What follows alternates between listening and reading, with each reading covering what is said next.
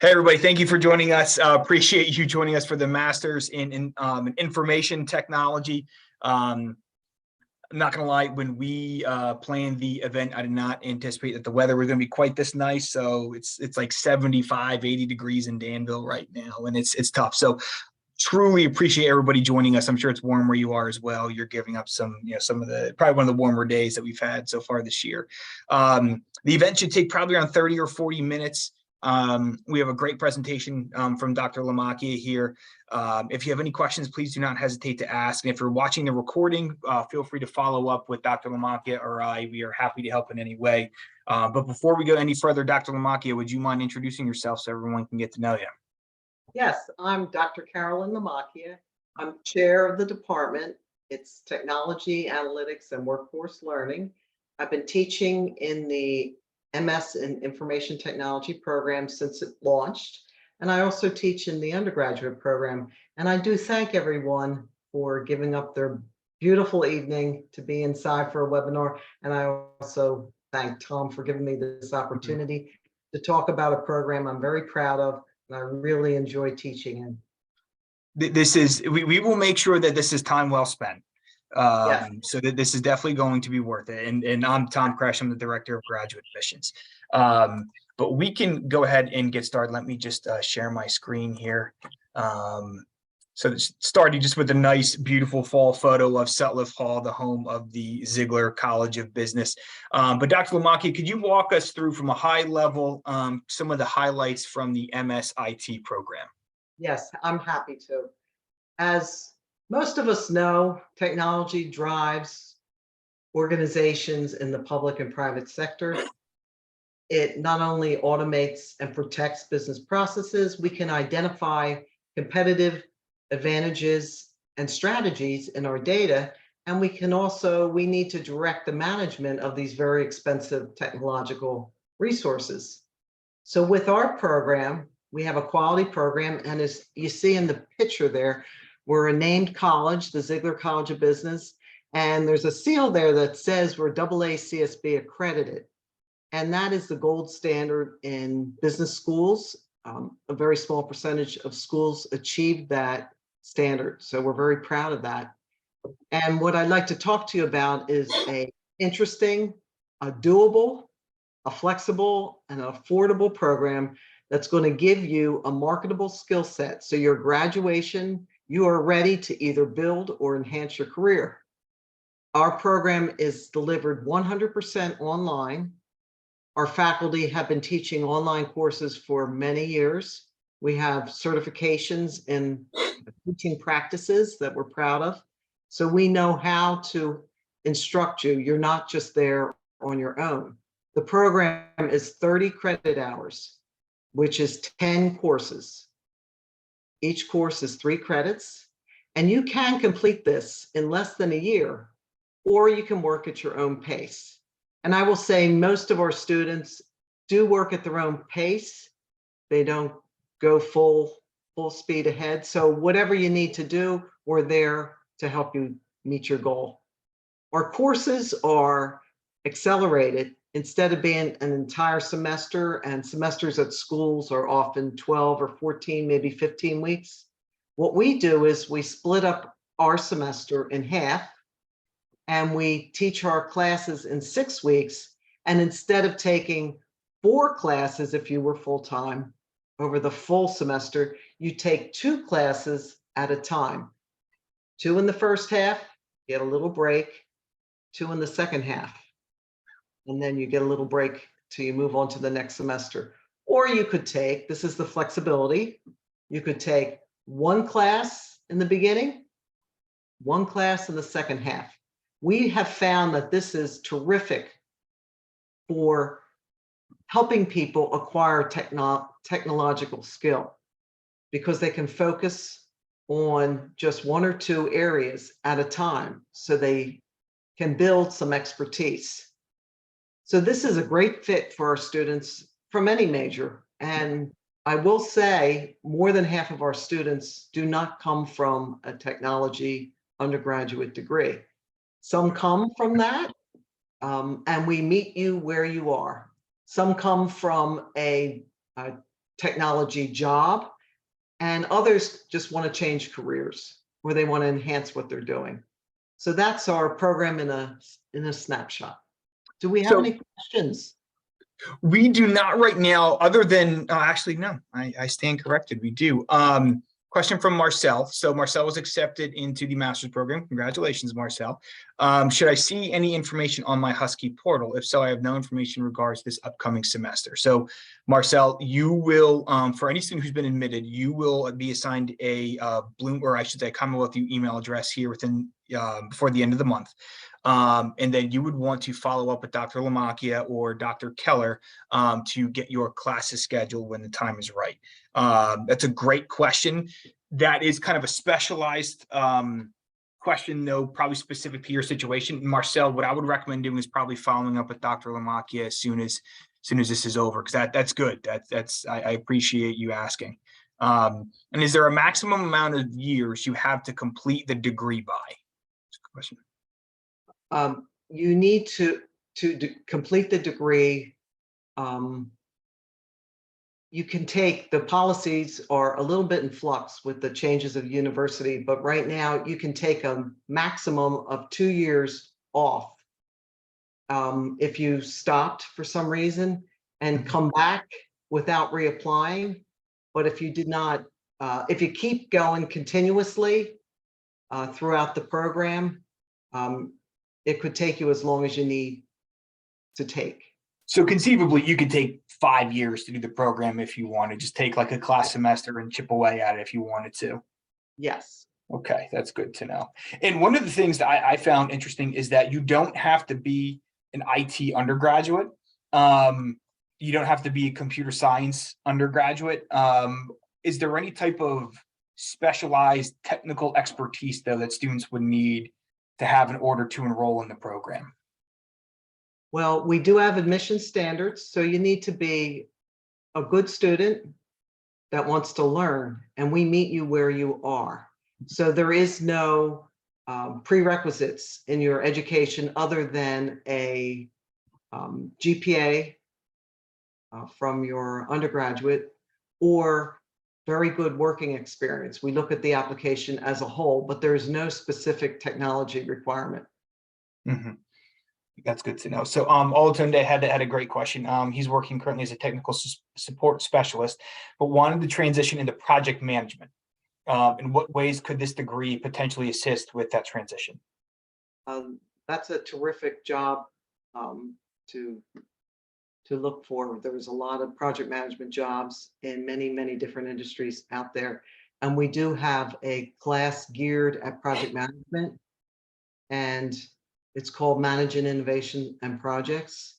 And we can help you to begin to prepare for some certification tests in that area. And our other courses that we teach do embed in them how to manage a project that is using that type of technology. For example, the class that I'm teaching right now, we're talking about how to use data analytics to deliver a strategic advantage for an organization. And within that class, we talk about how do you manage that type of a project. So project management is very broad. You can go into the construction area, you can go into the IT area, you can go into many different fields. But if you think about it, in the technology field, it's typically one project after another as the company continues to grow in its technology platform. And there's also organizations that specialize in delivering technology solutions to organizations. Maybe it's an ERP system, which we talk about in our classes, or maybe it's some sort of process management system. And they need project managers to deliver their software product, to visit that client, to organize a product to blend in both the process management and the technology platform, so there's a smooth transition from start to finish. So this is a great program to look to be a project manager. I hope that answers the question. It seems like this is a degree that would give you the academic credential you need to make that switch, as well as the practical experience and the project-based experience you need to be able to get the job. So you're definitely in the right place. Yes. And then we had another question from Arthur. What are the application deadlines? Is there a start time? And do I have to start in the summer? So Arthur, it's rolling admissions. So that means that you could start in the summer, you could start in the fall, you could start in the spring. It's really kind of at your convenience. I would recommend applying sooner rather than later. And the reason why is not that you're bumping up against any type of application deadlines, but it allows you to get to work planning your academic schedule sooner rather than later. That would be my own personal recommendation, but we'll have students that start in any of the semesters throughout the course of the year. But that's a great question. Yes. Okay, so let's see here. And keep the questions coming. So as we get into the courses, can you walk us through some of the course highlights, maybe some of your favorites or some of the projects that students might be working on in these, Dr. Lomaki? Sure. This is those 7 classes I referred to. These are the required classes. And as you see, there's classes in here that deal with the IT infrastructure of a business. And then there's quite a bit that deal with analyzing the data, because companies are fairly proficient at automating and protecting their business processes. And now they're looking to data to find how can I strategize. So we incorporated that in our 7 required classes. And the first one talks about the application environment. It digs into that in an organization. What applications like point of sale systems or websites or order processing systems are needed? How do you evaluate what you need? Which tools do you need? And you don't have to be someone that is a computer scientist to make those decisions.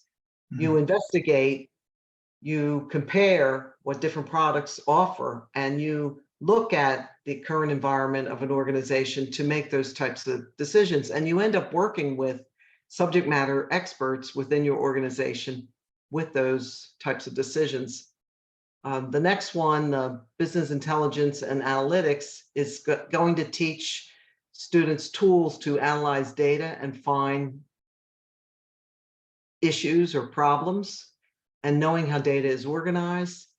This one, the third one down, I'm teaching right now, and that's a fun class for me because we talk about the difference between operational data, which runs the business, and I talk about how that's organized and folks understand how to get to that data because it's organized for speed and accuracy. And we also talk about how we can create informational data, which is organized for accuracy and simplicity for managers to use. And we use some tools in there. We talk about how to implement it in an organization, how to manage that project.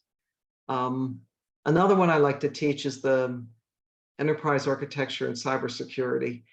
And I was enterprise architect. My real title was a technology architect in a past life. And that is where you are examining the hardware, the software, the network, and the processes for an organization to help it blend and make sure that it stays modern and it is economical and it's meeting what the organization needs. And we also have to protect it. That's the cybersecurity component of it. And I find that fun. I have quite a few research papers in cybersecurity. I do enjoy that. And then the next one's that managing the projects that we were talking about. And of course, there's the strategy, because IT is not just the support of an organization, which was years ago. It's not just supporting and keeping the wheels running. It's actually driving an organization. And if you look at anything new that an organization is doing, there's typically an enormous technology component that needs people. This is, creating massive amounts of jobs for us, needs people to implement it, to work through it, to make sure that it's matching an organization's goals. So that's Yeah, that's our classes, and they're spread out over the year.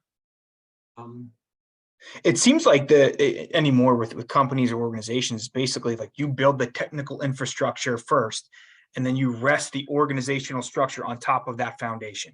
Um, the technology component is so much more crucial. I mean, it's a minimum expectation.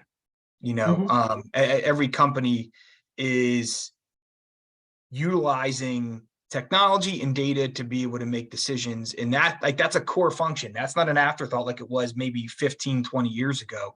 I mean, you have people, your chief technology officers, that they're in C-suite positions right now. They're talking to the CEOs, they're talking to the presidents, because what they do is that important. 20 years ago, that probably was not the case. It was just kind of tech support. This thing isn't working, I need it fixed. Not Yes. the case anymore. A lot of times they're leading the company. And what I like about this as well is it applies to many different industries. So you can bring in your own personality. If you like to be in the healthcare area, Mhm. it's used. There's government, there's consulting jobs.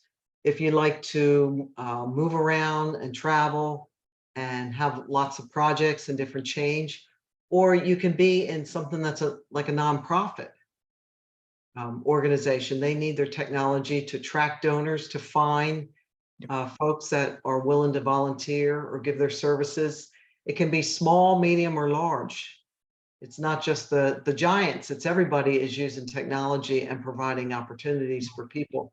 And usually the smaller the organization, the more hats you wear. And some people really like that.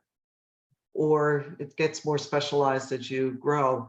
And this degree is going to give someone that ability to build on their degree, on their career, excuse me, build on their career. They may have a job right now, and they start adding more and more technology, and they build and advance their career. So we had a good question here. Are the classes interconnected? That is, if I wanted to be a cybersecurity analyst, would the other classes, other than INFT 530, support that? Would I be able to confidently apply to jobs with no job experience within a wide range of technological disciplines? That's a great That's a great question. question, and it is true. We talk about what we're presenting in our classes among faculty. We have 5 faculty teaching in the program so that we interrelate our courses. And cybersecurity is not the only time in 530 that topic is suggested. We talk about cybersecurity. We talk about data organization throughout the program. We have to be very careful because people are starting and stopping at different times. So we are assessing and analyzing our curriculum on a regular basis. And we have 5 full-time dedicated faculty to this program. So that enables us to generate content that's going to support someone to get a job. Well, and into a lot of these courses, they're project based, right? So you're walking away not just learning theory, right? You're walking away with, no, I can add this project to my resume. No, Yes. I use this software program to build this project. I can add this to my portfolio. So you're walking away not just understanding theory, but putting theory to practice and getting your hands somewhat dirty. So that's a great question. Yes, we have hands-on assignments in our coursework. Yes. And then in addition to the 30, I should say included in the 30 credits is then 6 credits of electives here. So can you talk how students might be choosing their electives? I would imagine some students are probably going to take these and try to package them to get like a specialty in something, to kind of grow a certain area, with their subject matter knowledge. Yes. We offer these around the year. Typically, we offer 2 electives in the fall, 1 or 2, 1 or 2 in the winter, in the spring, and also in the summer. And these are some of the topics that we have presented: leadership, blockchain, which has been very popular, e-business technologies, website development. That's something we just added new to our elective repertoire. We're adding Power BI in the summer. That's something we just added new. Healthcare informatics, we've been offering that, but now we're offering also healthcare analytics. And we also have this course that we call special topics in our curriculum, and we can pick any new topic that we find there's an interest. Like we've been bouncing around the idea of having one for the Internet of Things. And what we do is we launch it as a special topic, and we see if there's interest, and then we make it a permanent course and put it in our repertoire. If it shows interest, and we see it in job applications, and we keep reading about it in the marketplace. And it's not just an emerging technology, but it really is, has made a place within the field. So this is a revolving door to keep us fresh. It's been working out very well. So Dr. Lamaki, we had a couple other questions here. What are the weekly expected hours for a typical class? Is it possible to actually, I'll tell you what, this is a multi-part question. Let's just go part by part. So I guess, what are the weekly expected hours for a typical class? I would say it does depend on the student, but I would say that it's about maybe 16 hours a week would be fair to say for a course. Some folks that might catch on quicker than others. Some have previous experience. Sometimes there might be a little bit of writing, which people can get done quickly. It's hard to say, but I would say that the typical class, I'll tell you how it's set up. Each course is set up in a weekly increment, and some classes have a project, an overarching project that they offer in the beginning, and then they do little subcomponents of other things during the 5 weeks, so that something's due every week. And that helps keep you engaged. Then at the end, the project's due. In my classes, typically, I have mini case studies. It's not really a case study, it's an applied study. Each week, I show you some things, and students are given an assignment, and they typically use a software tool. And we try to use as much as we can web-based tools that are available. And we use the best available to industry. We use the stuff that industry is using. We're up to date. And I give a project that they have a week to finish. And we oftentimes have a weekly Zoom session that's optional, recorded, to talk about what is happening. And we have recorded lectures in small increments to show students how to do their work. And then they submit it. It's opened up on Sunday. It's due at the end of the day, the next Sunday, and they open up a new one, and they go through the semester that way. So I've been babbling on. I hope that answered the question. So sometimes a student I'll look at how long it takes folks to do things. And sometimes I'll say maybe some of the assignments, some people got it done in 6 or 8 hours, and sometimes it takes people longer. And I start looking at how much time people are spending. And sometimes I reach out to them, see if they need some help, because, in technology, you can go down a rabbit hole sometimes that's, it's not very, you spin your wheels. So we try to help folks that way. And then there is some reading and there is some writing that is involved, because it's a graduate program and you do need vocabulary and theories, and do some writing to present your ideas in practice, to present them at an organization in your career. So Dr. Lamaki, is it possible for a student to work full-time and do 2 classes in a semester? And the one thing, so this is a good question from Arthur. The one thing that I think might be helpful to remember is the courses are offered in 6-week increments. So Dr. Lamaki, is it likely then that a student might take class number 1 the first 6 weeks and class number 2 the second 6 weeks? So that way it's probably not easier, but it's simpler, right? Because you're not balancing two different courses at once. You're just doing that one project. You're doing that one course at a time. Is that accurate? Okay. I will say a lot of our students that are full-time workers, and many have families too, they like to take one class during the 6 weeks.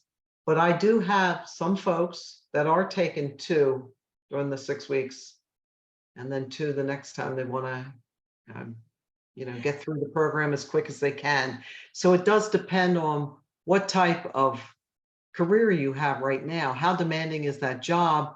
And then we have folks with family situations. Maybe some folks, they might find themselves where they're changing jobs or relocating, or there's, a new baby in the family, and they might have to take off some time.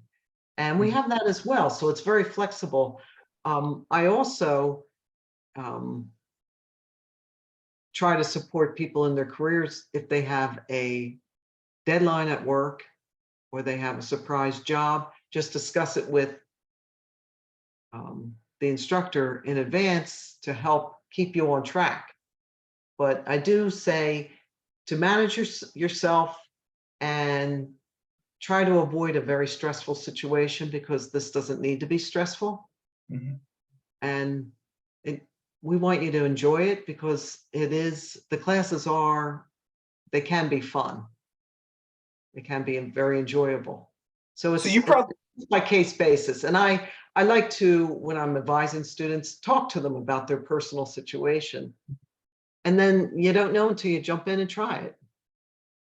So do you have a good mix of students though that are working full time while completing the program? Yes, I have more people that are working full time and completing the program than I have students that are full time. Full time. It seems that I have three types of students. I have some that just recently graduated college, and they want to get through the program as quick as possible. Maybe the major that they had, they weren't finding a career path that they wanted, and they want to add the technology and switch careers. But there's a valuable skill set that they received from their undergraduate degree. They learned how to learn, they learned how to write, they learned how to think. So those skills are helping them be successful. They typically are the ones that take two classes at a time. And then I have some folks that maybe they want to get out of their full-time job as soon as they can and advance their career. And they have the type of job that maybe at work they're working on their things, they have a lot of free time. They take the full time, which is fine. And their managers are giving them time to work on it. And then we have I would say, most students that are working are taking one at a time. And every now and then they might have to take off 6 weeks or a semester because of a family or a major work event. So you just keep in touch with me, and I tell you about the class and we talk it through. And so far we haven't had any bad circumstances. We've talked it through, and that's my role. I'm an advisor, and I know the program, I know the curriculum, and I will help students figure out how many they want to take at a time. Well, you want them to finish too, right? You want them to graduate and be successful, right? So you've got a vested interest in their success. So, and that's to me where the advising component and like the faculty, attention that students are going to get becomes that much more important, because all this ahead of time, and students are able to get that type of guidance long in advance. So you have a plan for this, right? It's like, I'm getting ready to start this new project at work, and in a couple of weeks, I might have to dial it down, or can we adjust some of the due dates, or, whatever. Those are some of the things that, the faculty in the MSIT program, like Dr. Lamanki, are going to be able to accommodate too. But that's a great question. What are some of the examples of the software that we could be using in the coursework? We use SAS software, SAS Bio, SAS Studio. We use R. We use Power BI. We use database management systems like Oracle. That's some of the examples. And these are all ones that you don't necessarily need to know them coming in. These are things Oh, that you're no. taught in the program. We teach you from ground zero. You Gotcha. do not Okay. need to know them at all. Okay. And Um, try to keep it up to date. So we too are learning them. But mhm. it's interesting because once you start, this is another technique that I teach students. Once you learn something in a family of applications, you can pick up another similar tool because they all seem to. I just published a paper on that topic, as a matter of fact. Once you learn one thing in a family of tools, the others fall into place Yeah. because we can't absolutely predict what your employer is going to have in their Mhm. platform. And we want to give you the skills that you say, well, I know this and it's very similar to this, Yeah. and I can become very productive early. And we It- also it- teach you just the concept of observing an organization and knowing where you need technology and where the technology interrelates to each other. mhm. Yeah, it's like if you know this one system, it's easier to translate that knowledge to something else that might be in the same line of program. So there are some great questions out there, but let's we will certainly get to them. Dr. Lomaki, would you be able to speak about some of the professional experiences that are built into the program? I know this is a question we've gotten a couple of times already. What might a student's resume look like when they leave here, just from their experiences in the program? That's a couple of slides up. This is Oh, talking about us, but I don't mind if we go to that couple of slides up, sure. list of jobs, and then we can go back to this if you'd like, Tom. I'll tell you what. We'll go in order. So, would you be able to talk about the Oh, professional experience then? Sorry yes. about that. This is the professional experience of the faculty that are teaching the program. Mhm. Um, our faculty are our faculty are industry professionals. We have many years of experience in top companies as consultants, technical architecture, um, project managers. Many of the titles of the jobs that the students will be looking for when they get out of this program, and there's some of the names that we work for. And we still have connections with folks in industries to help students get internships. And we use that applied approach to instruction. I don't lecture. Um, I don't lecture on my undergrad students, and I really don't lecture my graduate students. I talk about information, and then we use it right away so that it becomes real. We apply the information, and we have these project-oriented courses. And some of the things that we do in class, I'll have folks tell me that they're applying it right away in their current job, which is pretty cool. So I'm very confident with our professors' experience. We didn't just go to graduate school. We didn't just get our PhD and then teach. We actually were out in the field, and we have both the education and this real world applied experience. Mhm. So then, also in the slide, Dr. Lamakia, the internship locations, the applied, approach to instruction. I think those are really important topics too that kind of tie into faculty background. Where again, because the faculty in the program have had long, successful careers in IT prior to entering the world of academia, it probably becomes a little bit easier to deliver on some of those things because you know what employers are looking for because you were Yes. doing it not that long ago. Like not that long ago, you were the person, you were the manager assigning those projects. So probably it just becomes a little bit easier to then, hey, I'm going to assign those same types of projects in my classes so our graduates can hit the ground running as soon as they leave. Yes. And we'll help you with your resume as well, so that you are saying the things that get you noticed. We coach you if you want it, for job interviews. We've had students that had an internship opportunity or have done a project for a company, and then they get full-time positions afterwards. That's happened multiple times. Mhm. And, it's very exciting when that happens. Yeah, for Once sure. I feel like once a student works with an organization, they're on that internship. That's the best job interview that the organization could ever hope for. And that leads to the full-time offer, the full-time job offer. And what is nice about our jobs is the fact that they're not really geographically bound to any area. There is more opportunities, especially since COVID, to work remotely. Mhm. There's also opportunities to work from home some of the time and go into the office other times. That is very popular, very popular. Now, myself personally, I like going in and bouncing ideas off other folks. Mhm. And I do like when I feel like I know what I'm doing, like my downtime at home for a few days to get some stuff done and maybe throw in a load of laundry, take a walk if it's nice outside. But there is a lot of jobs that are balancing that type of life, Mhm. the life where you have personal freedom. And that is really prominent in the technology field, this personal freedom that you Yeah. get the job done, but you can have some flexibility on your working conditions and on the geographical location. We do have folks that apply for jobs and they might have to travel to a long distance job maybe once or twice a year.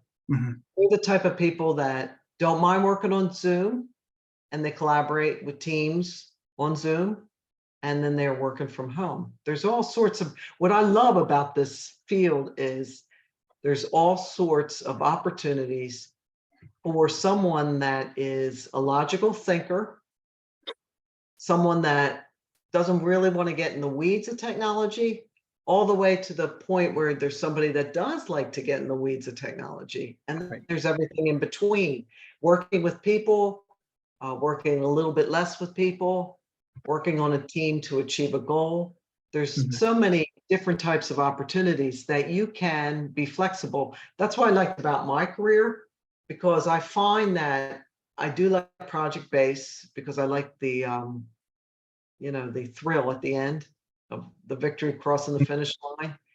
Um, there's times when I enjoy working with people and getting things done, and then I get maybe I call it peopled out. So I want more of working with the computer type of role. Mhm. So it helps me, my personal career of being, changeable because I liked Yeah. that. I liked having, the routine for a little bit, but then being able to change. And this Yeah. opens up so many doors. And this Yeah, is some of it's the jobs. yeah, and Dr. Lamaki, you hit some really, interesting topics here where a lot of times for most graduates, they get to pick the job or they get to pick the location. It's not often you get both, Yes. right?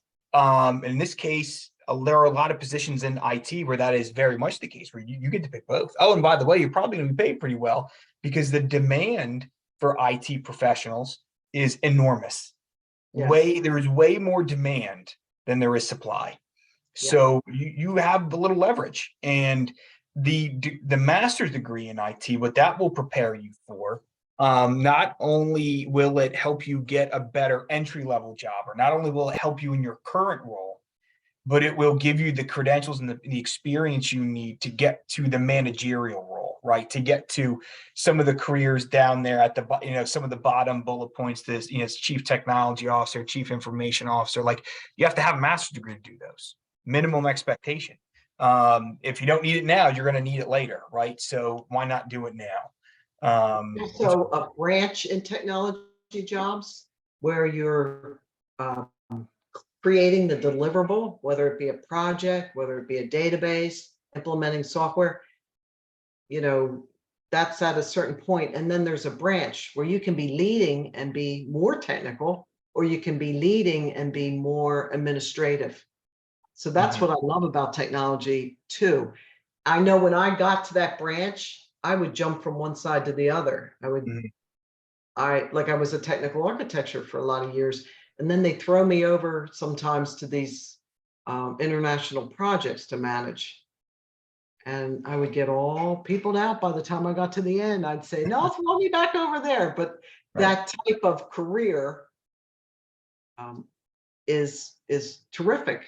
The flexibility is good. It seems to be a career that gives you good flexibility and gives you a good quality of life. Yes, a good quality of life. And then the industry. Some people like being in the industry, in a certain industry. It may be pharmaceuticals or the energy industry or the food industry, the healthcare industry. They all need it, which is pretty exciting. Yep. So we have some good questions here in the Q&A. I noticed that the classes are named similar to the IT classes I've taken in my ITA program at Bloomsburg. Are the master classes essentially a more in-depth version of the bachelor's classes? That's a good question. That's a great question. Some are similar, some are totally different, but I will tell you that there is no repeating. Absolutely no repeating. If you want to go back real quickly to those list of classes. Oh, yes. Okay, let me move this. There is some similarities in 510 to what you're learning in undergrad, but it is at a totally different level. There is some in 520 and 522, but we use different tools and it's at a different level. So it's not repeated. There are different tools. This data preparation for analytic processing is not in our undergraduate program. Enterprise architecture is not really, it's glossed over in our undergraduate program. There's no special course for it. It is included embedded in a couple of areas in the undergrad. And of course, the cybersecurity, we do teach that in the undergrad and the graduate program. This is at a higher level. This is similar to the project management course in the undergraduate level, but it is at a higher level. And it's also talking about innovation. And then the strategy class is not in the undergrad. So there is some similarities in concepts, of course, because one is called information technology and analytics, but it's an undergrad, and the other is a graduate that's called IT. So we do have some overlap, but we do not repeat content, and we look at different applications. Does that answer your question? I think it does. To the person who asked, if you have any follow-up questions, please feel free to put them in the Q&A because it was a great initial question. Is there a published course schedule that can be shared to get an idea of class availability? That is on the website, the class availability. I would be happy to send that. Yes, and what I will do is it's not embedded in this information, but I do have a handbook that includes that. And my email is at the end of this slide presentation. And if you would like to see that handbook that includes a schedule of when classes are offered, I will send that to you. And I just dropped my email in the chat. Whoever that is, if you want to email me or Dr. Lamacchia, we're happy to get that information to you. That's a good question. Very good. Besides tuition, are there outside expenses like software or textbooks that will be expected to purchase, or is everything included? Everything is not included. There is no software licenses that you need to purchase. Some of these courses include a textbook. Most do not. The textbook cost may be as high as 120 for a course, but that is very rare. It's usually less than 100 if a textbook is required. So basically, yeah, you're looking at a small investment outside of tuition fees, essentially. It's very hard for me to promise anything like an exact amount, because we constantly are updating our classes. We have to, but we do have certain programs at the university, something called inclusive access, where if you purchased a textbook or a used version, you might spend a couple $100. but we have an online version and it ends up being $50 or $60. Mhm.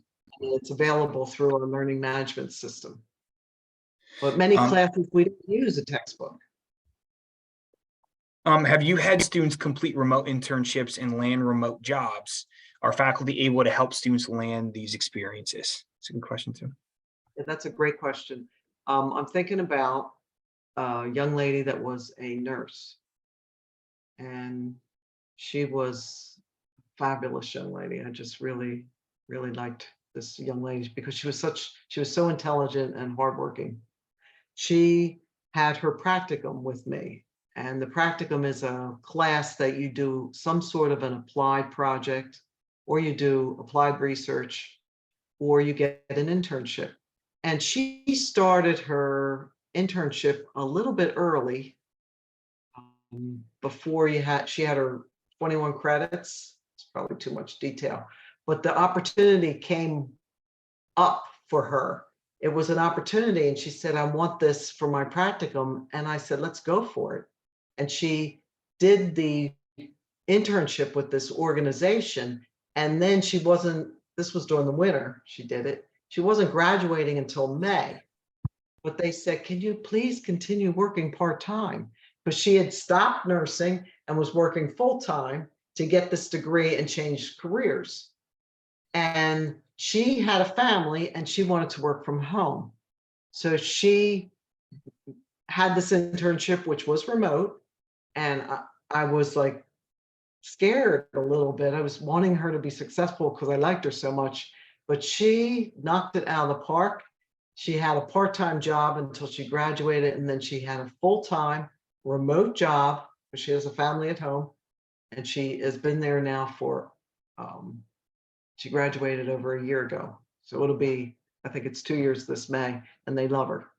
So I do have quite a few instances of where you can work remote if you want to, or it's what you look for. If you look at any of these keywords, like the word analyst or project management or information security, data warehouse, look at some of those keywords in some of the job search sites, and you'll see a multitude of job opportunities. Now, I don't recommend that in general to get a job because they're flooded with resumes, but you can see what they're looking for and then look at where do I want to work, and look at company websites and start applying there. Yep, it's a good question. I saw in the description that to enter the program, it is not required to have tests, but the application needs a test score. Is it then required or not? So the GRE and the GMATs are not required for admission into the MSIT program. So Martin, it might be good if you could email me offline and I can look into your situation, but there are no GRE or GMAT requirements in order to apply. And there's no submission of your SATs from way back when either.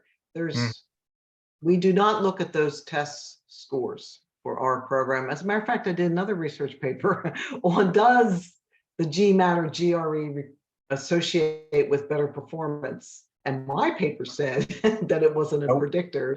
Analytics paper. And we don't have it in our program. We don't have that as one of the requirements. We want to see your transcript from your undergrad program. We'd like to see your resume, a statement of goals, and 2 recommendations.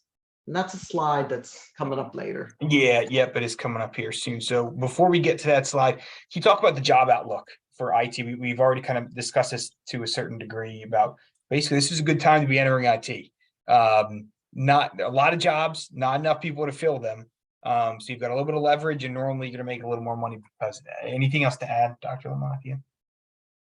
It's the geographic region's open, the opportunities are open, and this is not going to change. It's not like there's going to be a dip. Some fields, there might be a need, maybe in the teaching field or in the legal field, there might be a need and it might dip, not for technology. All industry projections say that technology is going to continue to be robust for career opportunities. Yeah, I mean, it just seems again that this is in every organization, in every company. This is going to be one of the most prominent departments because man, it's going to be tough to run a business in 2023 or forward without having robust IT. Um, it's not happening. I mean, again, it's a minimum expectation now, so that's good news for people who are entering this career field. And here's some of your alumni, Dr. Lamacchia.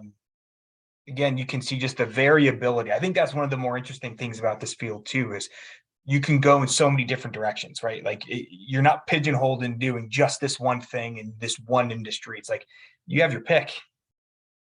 Yes. Does anybody have any questions about any of these job titles? Well, there are some additional questions here, not necessarily about the job titles yet, although they all honestly the jobs all sound super interesting. They all sound very cool. Are there opportunities for online grad students to participate in campus activities or use campus facilities? Yes, you can. So there are definitely, like Dr. Lamacchia said, a good amount of students that are working full time and might be living in a different area and might not be taking advantage or using some of the services on the Bloomsburg campus, but there will also be another group of students that do. So you can certainly, we'll have students that are very much embedded in the university community while still being enrolled in the program and taking their courses online. We've had GAs that have worked in our office, graduate assistants that were in the MSIT program. So they lived on campus. They were, involved in clubs and activities, and they were in the MSIT program. So that's a good question. Are any of the courses writing intensive? Oh, We I'm sorry. also have GA GA opportunities where the student never came to campus. Oh, Yes. well, that's actually a question here. Are there remote GA positions? Yeah, there are remote GA positions. As a matter of fact, my GA positions typically are within my area or typically remote. Oh. There's both opportunities. There is a GA website that shows you the various departments within the university that are looking for GAs, and some are remote and some are on campus. So that's a pretty cool opportunity. Absolutely, it is. And for those of you who may be wondering, a graduate assistantship, or what we call a GA, is a position where you work part-time for the university. In return, you get a stipend, so you get a small paycheck, and you get tuition remission. Basically, your classes are paid for either 3 credits or 6 credits, I think. So it's a good opportunity. The most popular ones that are offered is you must take a minimum of 3 classes a semester. So that would be for us 2 and 1, or 2 and 2, or 1 and 2, and then you get 2 classes for free. That's a very common approach with the GAs. Would you be able to give a brief overview of each of the titles? Interesting. Sure. Business intelligence analyst. Now, I am familiar with these students that achieve these jobs. And I don't know if their job got tweaked. So I'm saying that as a caveat. But in Geisinger, they are continually trying to utilize their services as efficiently as possible. And for example, their operating rooms, they like to look at their patient data and who needs surgery, and they try to schedule them with the cleaning that's needed in between and with the doctor's availability and how long the doctor needs for certain procedures, and schedule it so they maximize the utilization of the operating room and people know when to do what they need to do. And they are constantly changing their delivery of services. I don't know if you've ever been there, but they even have, with their IT, they even have something that looks like the airport, where your family member is during their entire procedure. All of that is they're analyzing data to look for efficiencies. And that's what that person is doing with the business intelligence analyst. Workstation analyst, that is someone that is matching technology needs with where they're needed within the hospital. They change their programs so that you don't order meals anymore in little cards, the inpatient. Instead, there's a workstation that comes around and people order their meals. Well, all those different types of equipment to make things more efficient, that's what that person is working on, the various types of equipment. Technology security analyst. This person is working on different types of tools that are observing cybersecurity traffic in the organization and permissions and user access of the organization. And they're looking at what is considered typical. And the tool will point out anomalies and they'll investigate, is there a possible breach? Do we have a problem with access? So they're using cybersecurity tools to monitor the organization. And they're also adjusting permissions and procedures, and they are handling any type of breaches or phishing issues with the company, to educate folks. So that's the type of thing that they do. Senior product analyst at PPL. I'm not sure the product that they're working on, but that type of person is a manager of a major software tool, like maybe an ERP system or a billing system, and they are monitoring it for improvements and for interfaces with other systems. If you can think of, the billing system is getting an interface from all of those electric companies that are selling services, and that's changing over time, and they're managing that type of process. Applications manager, that's someone that is handling all of the various software at that company. And I think Diversified Technologies is selling. I'm not quite sure. I'm getting confused with that one, I have to say. It's one of two things. They're either selling products, because there's a lot of students. They're selling their product and being a project manager and helping people implement their product. I'm pretty sure that's what that one is, if I could. And the data analyst team lead is analyzing data, using operational data, building data warehouses to make that tree company as efficient as possible, analyzing what's happening with their equipment, with maintenance for their equipment, with customers, with marketing initiatives, etc. So that's putting on my thinking cap and remembering what those students are doing when they tell me about their job. Okay, great. I hope that helps. Yes, and again, if you have a follow-up question, please put it in the Q&A. And again, you can see the application process. It's simple. The application, the transcripts, the resume, letters of rec, no GRE, no GMAT required. And by attending tonight, we can waive your application fee as well. So when you go to apply, if you could just email me, again, whether you're watching live or watching a recording, we can waive your application fee for watching the event too. So the application process, not a ton of barriers to entry. Dr. Lamarck, anything that you're looking for in a good applicant? What are some of the things that you look for when you're reviewing someone for admission?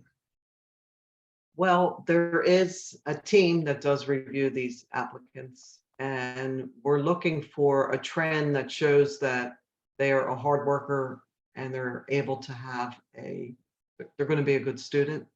So we do look at their undergraduate transcript. We have had some folks that graduated maybe a few years ago, and they weren't as strong a student as they could have been, which happens. And now they're in a job, but they have excellent letters of recommendation, and they've been gainfully employed, and they're showing us that they are a hardworking individual, because I don't want to put somebody in the program that's not going to be successful. That's my personal goal. I don't want to set somebody up that's not going to be successful. But don't let an undergraduate degree that maybe you had a little bit more fun than you had time in the library keep you from trying this out, because we do have something called provisional enrollment, where you enter the program and you're successful in some of your classes, then you become fully accepted within the program. So that's what we're looking for, an indication that somebody is ready. Okay, great, thank you. And then that gets us to the end of the presentation, so I can go ahead and stop our share. Now, we do have some additional questions here from some of our members in the audience. Are any of the courses writing intensive? There may be a course or two that the instructor does like to have a paper. That's more the exception than the rule. So if I had to guess, anticipate maybe 10 to 20% of the coursework may have a research paper involved. When I give writing assignments, they're typically explaining the results of your technology work, and that's usually about 2 pages. I'm looking at the executive summary types of work, but there is some professors that do enjoy the research paper, and that is that happens once or twice during the program. It's very hard to predict because people change their coursework, but I would call this not a research intensive program. It's not meant to be. It's meant to be a hands-on applied approach. Sorry. So one of our attendees had watched the previous presentation on the website, and Dr. Keller mentioned that they were trying to work with a global university for internship opportunities. Did this work out? And if so, has this been something students have benefited from? Thank you for watching the previous video too. Yes. Well, as a matter of fact, Dr. Keller is traveling back from Rwanda today. Firming something like that, firming that possibility for our students and for the undergraduate students. So he couldn't be with us tonight. So that is still in the works. Dr. Keller did leave the department to go on special assignment for the university to work with the integration effort. He's leading that with the IT side, which is pretty cool for our department that he is representing us. You know, they asked him to do that. And that kind of slowed down a little bit his other projects, but he's still, you know, man of many hats, putting in a lot of hours. So he's still working on that. That's a great question. How many classes are required per semester to be considered a full-time student, or does that not matter? For financial aid, I do suggest, if your question has to deal with financial aid, I do suggest that you discuss that with the financial aid office. They do not appreciate when I give those types of advice, but there is, you know, for like loan deferment, there is a certain enrollment requirements so that if you had undergraduate loans, they go into deferment. But I would ask you to please go to the financial aid office and keep me out of jail for giving out of my wheelhouse. Generally, full-time is considered 9 credits, I think. But you're right. Sometimes there are financial aid implications there. And if that's what your question is pertaining to, financial aid would be a good stop. Or you can email me offline, and I'm happy to do a little bit of digging on your behalf. If we already have a master's, is the application the same? And it would be. Yes. All right, and just clarification, it's not a financial aid question program only. So it is. So 9 credits is considered full-time. Anything less than 9 credits is considered part-time. So if you take 9 credits is 3 classes. So a full-time student would take 3 classes a semester. Now, again, within each semester, there's 2 6-week sessions. So our MSIT students, if you were going to take the first 6-week session, you could take 2, and then the second session, you could take 1. So you've got some Or options you there. could take two as well. Or you could take 2, right? If you were anxious and you wanted to run through it, yep, you could do 12 credits in a semester. Correct. Yeah. How large are class sizes, and are professors genuinely interested in student success? Our class sizes are typically in the low 20s. Sometimes the electives run smaller, but typically in the low 20s. And I'm very proud of the interest of our professors. Our department, both on the undergraduate and graduate level, has a reputation for caring about students. And I always accept phone calls, always I'm prompt with my email reply, and I will discuss any sort of issue and help you reach your goal. That is, for me, I feel successful when you're successful. And I feel that way about the other faculty in my department as well. So we do have a good reputation. I think Tom could attest to that. Without a doubt. And again, to me, there might be similar curriculum offered at other universities. I think what other places are not going to have, they're not going to have our faculty. They're not going to have the same vested interest that our faculty do. I mean, again, like they are like shepherding you through the process, right? Dr. Lamaki is like a Sherpa, right? Taking you up the mountain.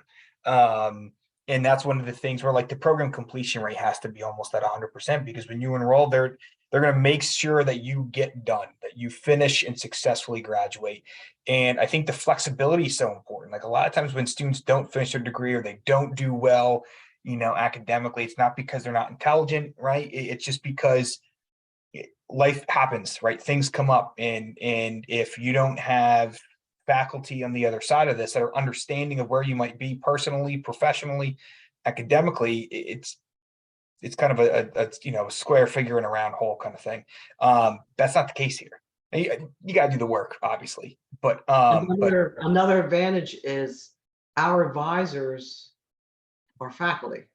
Yes, Not being advised by someone that doesn't know the courses and doesn't know the students. That's a big advantage. And we do not have any graduate assistants teaching parts of the classes or doing any grading or things like that. We're involved in the course construction and the course execution. We're a teaching college. right. So that's the number one most important thing for us, is the teaching and supporting of our students. Yeah, agreed. Are projects group work, or are they an individual effort? They're typically an individual effort for the most part. It is very hard to manage group work with professionals. And I personally do not know of any assignments in the program that are a group assignment. However, I and many of the other faculty open up discussion forums and encourage students, if they want to collaborate and work together, because that reflects what happens in industry. So you can collaborate with me, but if you collaborated with someone else and discussed an assignment, that to me isn't considered cheating. You do have to submit your own completed work, but students, collaborate with one another. And that's totally acceptable for us. But as far as having a assignment where you're assigned 4 people, that doesn't really work too well in a program that wants to remain flexible for a lot of people's lifestyles. Yeah. Yeah. Are there opportunities for students and faculty to meet remotely to discuss meetups, or is it mainly just on your own? You mean meet face to face? I think so. And whoever asked the question, if you wouldn't mind clarifying that might be helpful.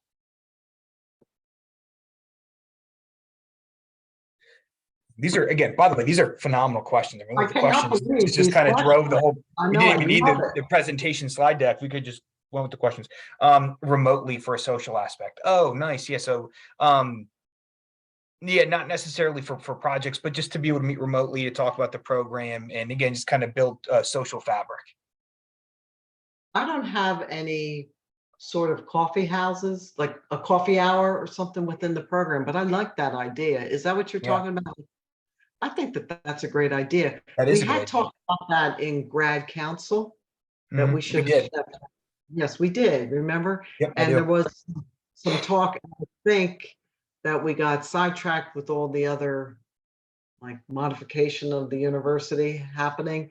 But that is something that I am going to put down as a great thing, because collaborating with one another is really pretty cool.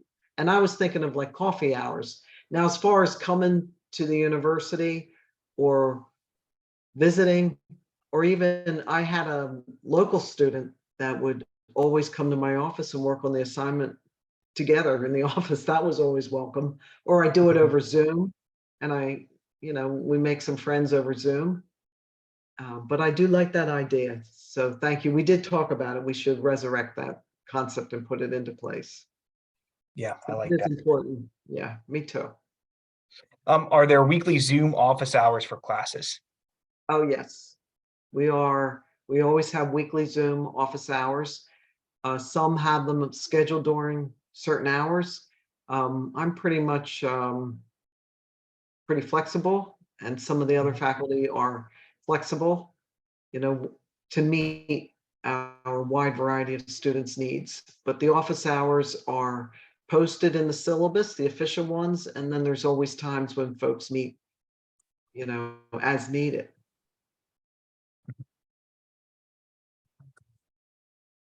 Well, I started this event by saying we might go 30, maybe 40 minutes. We've more than doubled that.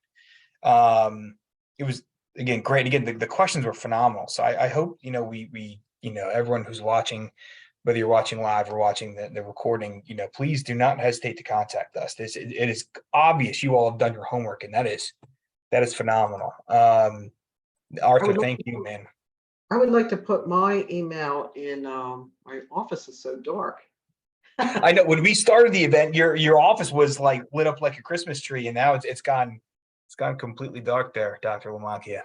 Yeah, it's There we go. yes, I'm gonna put the light on. I had a lamp on because there was so much light coming in.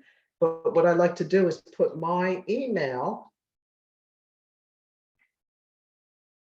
in the chat. And I'm happy to send folks the handbook, because I know there was questions about the courses. And inside the handbook, you'll see the course description to see what it's about. And you'll also see when we offer the courses, what are offered in the fall, what are offered in the spring, what are offered in the summer. And you'll see how some are offered quite a few times during the year. And there might be other questions that the handbook might address. So if you like a handbook, please send me an email, or you could send it to Tom as well. Yep, I'm absolutely happy to help. Yes. So great. So thank you, everybody. Thank you so much. Thank you, Dr. Lamacchia. We look forward to hearing from everybody in the future. I really, please don't hesitate to contact us. We work for you. So we're happy to do so. So we look forward to hearing from everybody in the future, and I hope everybody has a great night. Yes, and thank you again for coming. And thanks, Tom, for hosting this.